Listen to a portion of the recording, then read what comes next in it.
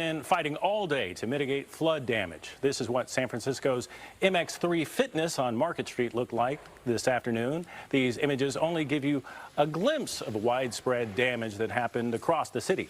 KTVU's Alyssa Harrington picks up our weather team coverage live in San Francisco for us tonight. Alyssa?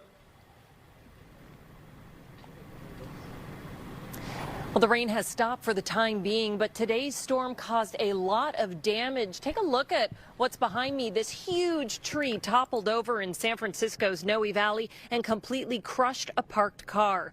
I got a chance to speak with the car's owner who works at the bar on the corner. She told me she's glad she was not inside and wants to leave this bad luck in 2022. Today's rain was too much to handle for many parts of the city, and instead of celebrating New Year's Eve, people were mopping up, shoveling mud, and calling their insurance companies because of all this damage. Water was seen cascading down a staircase inside of a house in San Francisco's Bayview district. Major flooding on LeConte Avenue damaged several homes. They were red tagged by the city, leaving residents without a place to stay on New Year's Eve. It's definitely a hard way to start the new year, so, we'll do the best we can. Jeremy Jaco took us inside to see the damage. Neighbors said rain runoff from the hillside behind their homes flooded their yards and patios. The garage door was closed, so then we open it and then water just pours out. Because there was a bit of a landslide, all of the dirt came down and blocked all the gutters. So the water really had nowhere to go. Video shared by the San Francisco Fire Department shows several feet of standing water against a sliding glass door.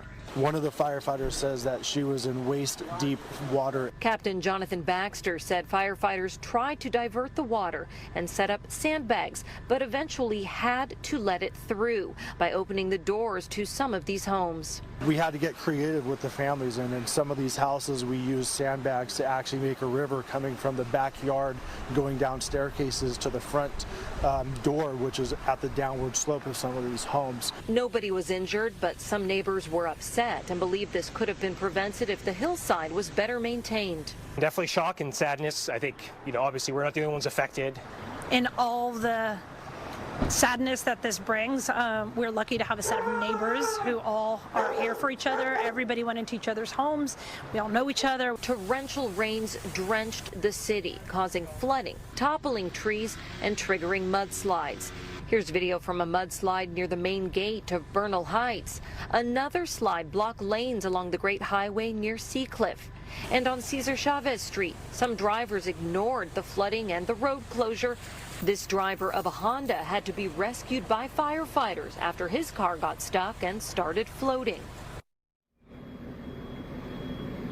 And here's a closer look of that car crushed by a falling tree in NYE Valley this evening. And then you can actually see the roots of that tree and where it uprooted right here on the sidewalk on 24th Street. Now, firefighters tell me that they responded to hundreds of calls throughout the day. But at this point, they don't know of any storm-related injuries or deaths in San Francisco. Reporting live, I'm Alyssa Harrington, KTVU Fox 2 News.